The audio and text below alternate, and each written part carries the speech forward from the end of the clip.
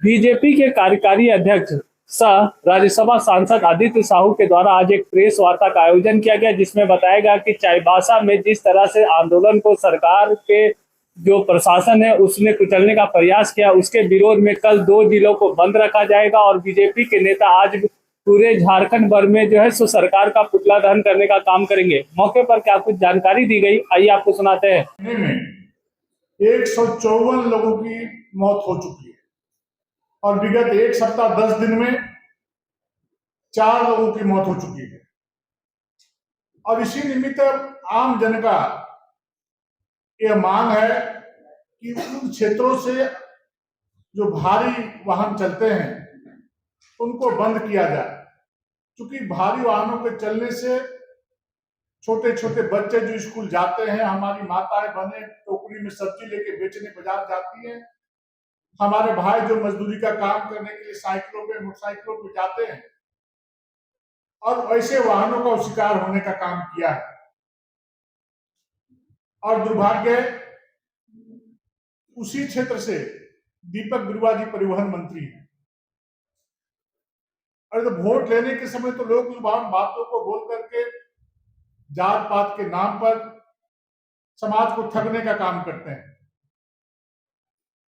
आप सभी जानते हो कि विगत 2 वर्ष से पहले भारी वाहनों का आवागमन ठप था, लेकिन 2 वर्षों के बाद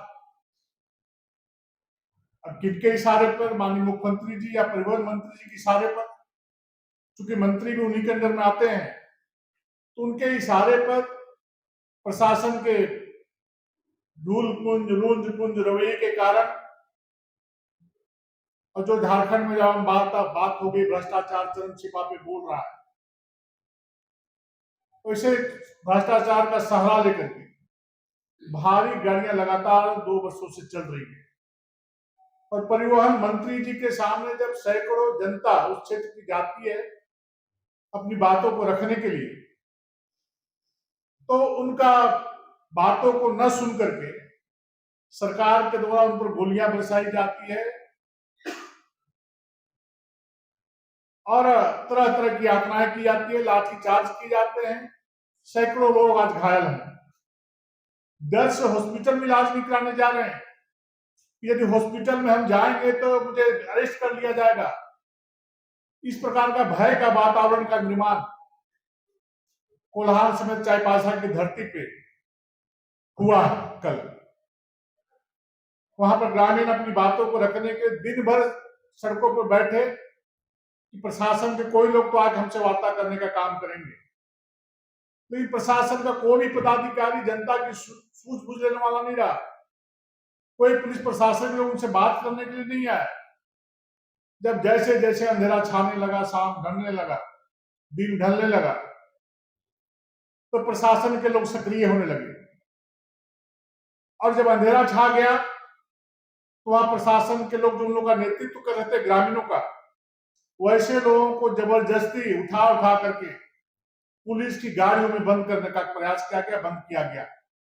अभी कई लोग अरेस्ट भी हैं, थाने में रखा गया, किसी को जेल भेज दिया गया है।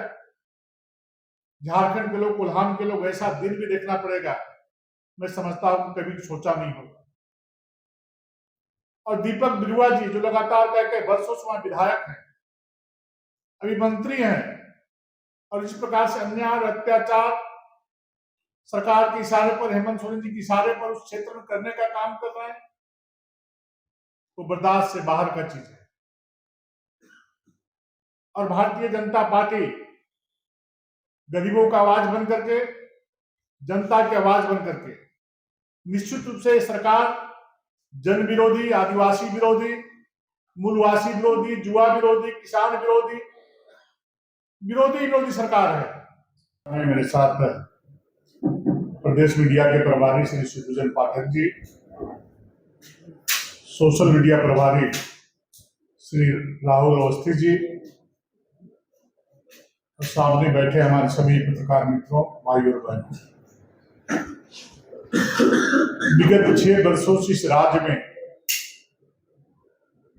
एक जन विरोधी, आदिवासी, मूलवासी विरोधी हेमंत जी की सरकार चल रही है, जो लगातार अराजक, बर्बर और हिंसक हो गई। लोकतंत्र में शांतिपूर्वक धरना प्रदर्शन कर अपनी मांगों को रखने का जनता का अधिकार है, परंतु हेमंत सोरेन जी बंदूक की नोक पर, गोलियों के बौछार पर जनता को डराकर, धमकाकर उनकी अभिव्यक्ति की आजादी को भी छीनना चाहती है। तो हमेशा बार बार लोग कहते हैं कि आदिवासी मूलवासियों की सरकार है, लेकिन विगत 6 वर्षों में जब भी जनता अपनी मांगों को कानूनी तौर पर वैधानिक तरीके से अपनी बातों को रखने के लिए प्रदर्शन के माध्यम से जब सड़कों पर उतरती है, तो उनकी आवाज को दबाने का भरपूर कोशिश किया जाता है, उनकी आवाजों को कुचलने का कोशिश किया जाता है और पुलिस प्रशासन के माध्यम से